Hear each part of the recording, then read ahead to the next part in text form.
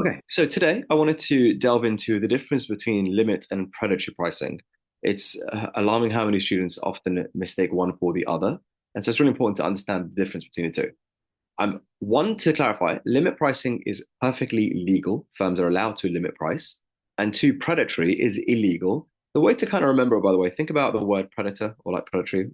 Predator kills. So that's obviously not a good thing. And we're going to talk about both in terms of what the theory is and why firms might want to do it. Let's start with limit pricing.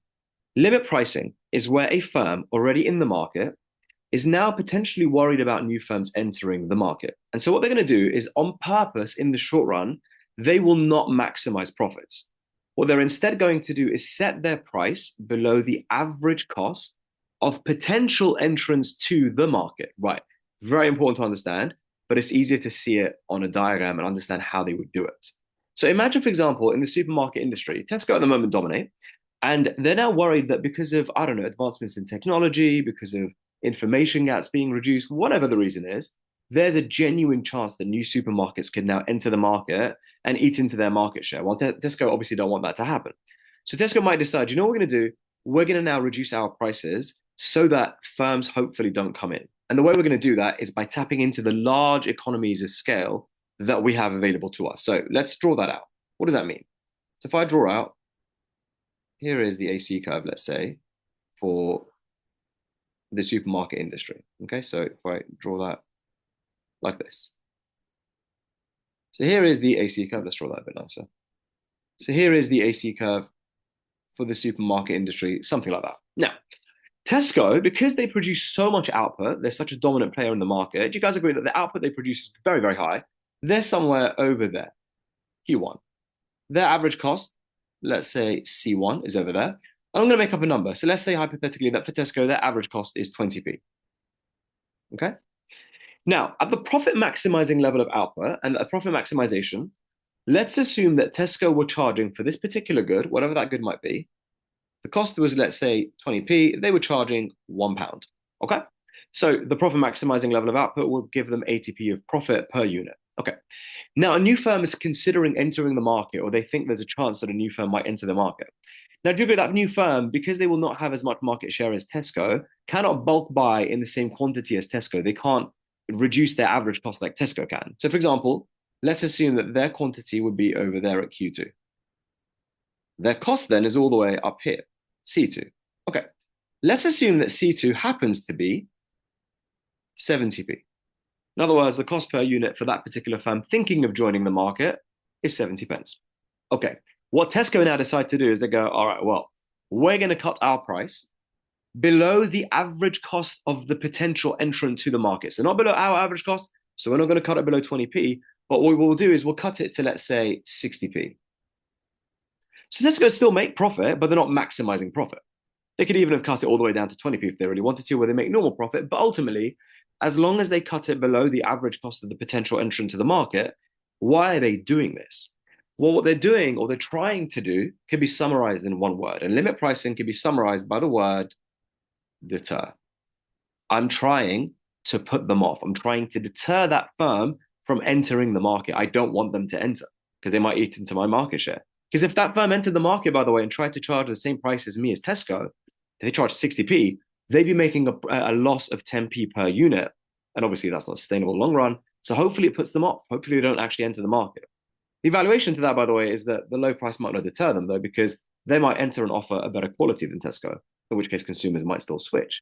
They might be a really big firm in another industry like Amazon and be able to enter even if you offer, even if they were making losses to begin with.